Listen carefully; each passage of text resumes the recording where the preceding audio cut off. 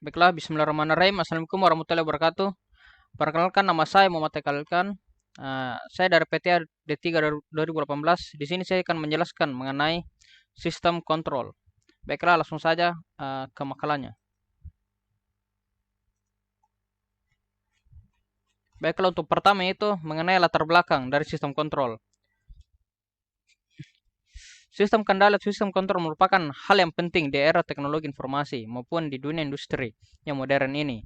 Proses produksi dan manufacturing dituntut kestabilannya dari setiap perubahan, dan setiap perubahan dapat direspon secara cepat dan real time. Di dalam dunia industri dituntut suatu proses kerja yang aman dan berefisiensi tinggi untuk menghasilkan produk dengan kualitas dan kuantitas yang baik serta dengan waktu yang telah ditentukan. Peranti-peranti pengontrol otomatis ini sangat berguna bagi manusia, apalagi jika ditambah dengan suatu kecerdasan melalui program yang ditanamkan dalam sistem tersebut, akan semakin meringankan tugas-tugas manusia. Akan tetapi secerdas apapun sebuah mesin tentu masih membutuhkan peranan manusia untuk mengatur dan mengontrol peranti-peranti ini. Otomasi kontrol bukan untuk menggantikan sepenuhnya peranan manusia, tetapi mengurangi peranan dan meringankan tugas-tugas manusia dalam pengontrolan suatu proses. Baiklah, langsung saya ke pembahasannya, itu prinsip dasar sistem kontrol.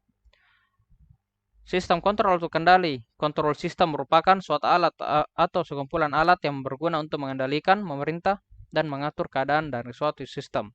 Istilah sistem kendali bisa diimplementasikan secara manual untuk mengendalikan setir mobil di saat kita mengendarai atau menyetir mobil kita. Contohnya dengan menggunakan prinsip bolak-balik. Dan sistem yang otomatis, alat yang memiliki sistem otomatis semacam ini sering dipakai untuk peluru kendali sehingga seluruh yang mencapai sasaran yang diinginkan. Banyak contoh alat lain dalam bidang industri atau instrumentasi dan dalam kehidupan kita sehari-hari di mana sistem ini dipakai. Contohnya AC, salah satu contoh yang banyak kita jumpai yang menggunakan prinsip sistem kendali karena suhu ruangan dapat dikendalikan sehingga ruangan berada pada suhu yang kita inginkan. Saat kata kendali atau kontrol sering kita terdengar dan diucapkan pada kehidupan sehari-hari, dapat diartikan dengan mengatur. Mengatur arti pemakaian kata kontrol di dalam teknik mekatronika adalah suatu peralatan atau kelompok peralatan yang digunakan untuk mengatur fungsi suatu mesin agar sesuai dengan yang dikehendaki. Baiklah, 3 elemen pokok pada setiap sistem kontrol yaitu input, proses, dan output. Seperti yang dapat dilihat dari gambar, yaitu pertama kita input dulu, lalu akan terjadi proses, dan muncullah outputnya sesuai dengan apa yang kita input. Baiklah, selanjutnya itu sejarah perkembangan sistem kontrol. Perkembangan teknik kontrol begitu sangat pesat, dimulai dari pertama itu karya pertama dimulai abad 18. Kontrol otomatik atau gubernur sentrifugal sebagai pengatur kecepatan mesin uap oleh James Watt. Pada tahun 1922, kontrol otomatik pengemudi kapal laut oleh Minosky. Pada tahun 1932, kestabilan sistem loop tertutup dan terbuka terhadap masukan tunak atau steady state sinusoidal. Pada tahun 1934 diperkenalkan istilah servomekanis untuk sistem kontrol. Posisi dalam hal ini membicarakan desain servomekanis relay dengan masukan yang berubah-ubah. Selama dasawarsa 40 tahun hingga 50 tahun kemudian, metode dalam sistem desain sistem kontrol linear berumpan balik benar-benar telah berkembang. Dan pada tahun 1960-an kemudian dikembangkan ke dalam bentuk multimasukan keluaran karena kompleks plan dan modern dan persyaratan yang keras pada tingkat ketelitian. Sistem kontrol adalah proses pengaturan ataupun pengendalian terhadap satu atau beberapa besaran variabel parameter sehingga berada pada suatu harga atau dalam suatu rangkuman harga atau range tertentu. Di dalam dunia industri dituntut suatu proses kerja yang aman dan berefisiensi tinggi untuk menghasilkan produk dengan kualitas dan kuantitas yang baik serta dengan waktu yang telah ditentukan. Otomatisasi sangat membantu dalam hal kelancaran operasional, keamanan, atau investasi lingkungan, ekonomi, biaya produksi, mutu produk, dan lain-lain. Baiklah, untuk macam-macam sistem kontrol. Yang pertama itu kita ketahui yaitu sistem kontrol umpan balik. Dalam sistem umpan balik, semua atau sebagian dari sinyal output baik positif atau negatif diumpankan kembali ke input. Sistem umpan balik memproses sinyal dan karenanya merupakan pemroses sinyal. Bagian pemrosesan dari sistem umpan balik dapat berupa listrik atau elektronik, mulai dari rangkaian yang sangat sederhana sehingga yang sangat kompleks. Rangkaian kontrol umpan balik analog sederhana dapat dibangun menggunakan komponen individual atau diskrit, seperti transistor, resistor, dan kapasitor, dan lain-lain, atau dengan menggunakan rangkaian IC atau integrated circuit, berbasis mikroprosesor dan terintegrasi untuk membentuk sistem umpan balik digital yang lebih kompleks. Yang kedua itu sistem kontrol otomatis.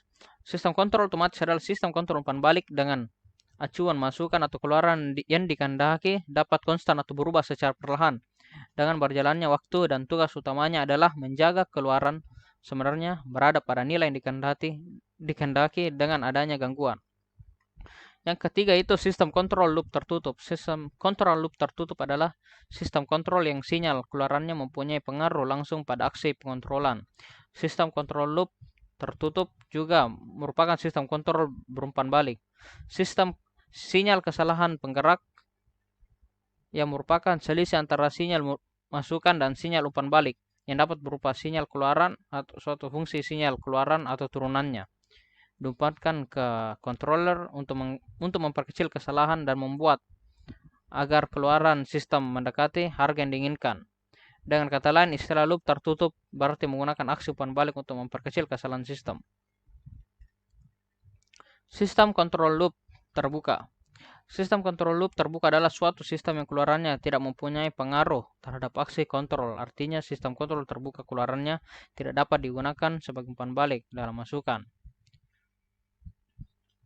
Seperti yang dapat kita lihat dari gambar itu, masukan atau input di sini masuk ke controller dan plan dan menghasilkan output. Dalam suatu sistem kontrol terbuka, keluaran tidak dapat dibandingkan dengan masukan acuan. Jadi untuk setiap masukan acuan berhubungan dengan operasi tertentu sebagai akibat ketetapan dari sistem tergantung kalibrasi. Dengan adanya gangguan, sistem kontrol terbuka tidak dapat melaksanakan tugas yang sesuai diharapkan. Sistem kontrol terbuka dapat digunakan hanya jika hubungan antara masukan dan keluaran diketahui dan tidak terdapat gangguan internal maupun eksternal. Yang kelima yaitu sistem kontrol adaptif. Sistem kendali adaptif merupakan sistem kendali yang dilengkapi dengan algoritma pembelajaran. Algoritma pembelajaran yang diberikan oleh sistem kendali adaptif akan mengatur parameter-parameter dari pengendali berdasarkan pada pasangan data input-output. Baiklah, untuk selanjutnya itu ilustrasi dalam sistem kontrol.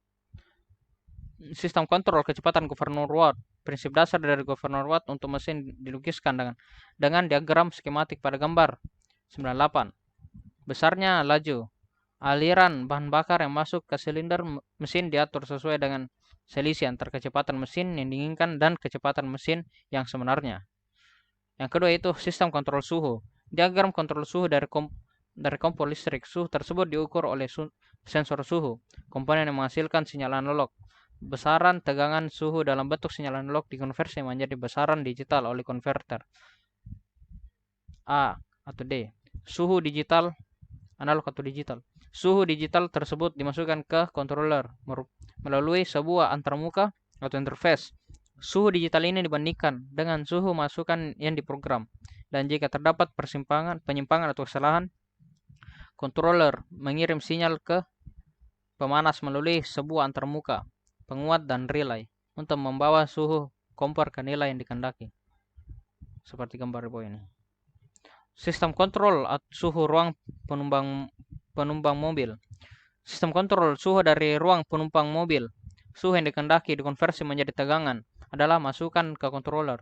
Suhu sesungguhnya dari ruang penumpang dikonversikan ke tegangan melalui sensor transducer dan dimasukkan kembali ke controller untuk perbandingan dengan masukan suhu ruangan dan alih panas, radiasi, dan matahari. Bertindak sebagai gangguan, sistem ini menggunakan baik kontrol umpan balik maupun kontrol umpan ke depan. Baiklah, yang keempat itu sistem pengontrolan lalu lintas. Pengontrolan lalu lintas dengan sinyal lalu lintas yang dioperasikan pada basis waktu membentuk sebuah sistem kontrol loop terbuka. Meskipun demikian, jika jumlah mobil yang menunggu di setiap sinyal lalu lintas pada suatu daerah yang ramai sekali, pada suatu kota diukur secara kontinu dan informasinya dikirim ke pusat komputer yang mengontrol sinyal-sinyal lalu lintas. Maka sistem semacam itu menjadi loop tertutup. Pergerakan lalu lintas dalam jaringan adalah cukup kompleks karena variasi dari volume-volume lalu lintas sangat bergantung pada jam dan hari dalam satu minggu, maupun pada beberapa faktor lain. Dalam beberapa hal, distribusi Poisson dapat diterapkan untuk kedatangan pada persimpangan, tetapi hal ini tidak dapat berlaku untuk semua persoalan lalu lintas. Pada kenyataannya,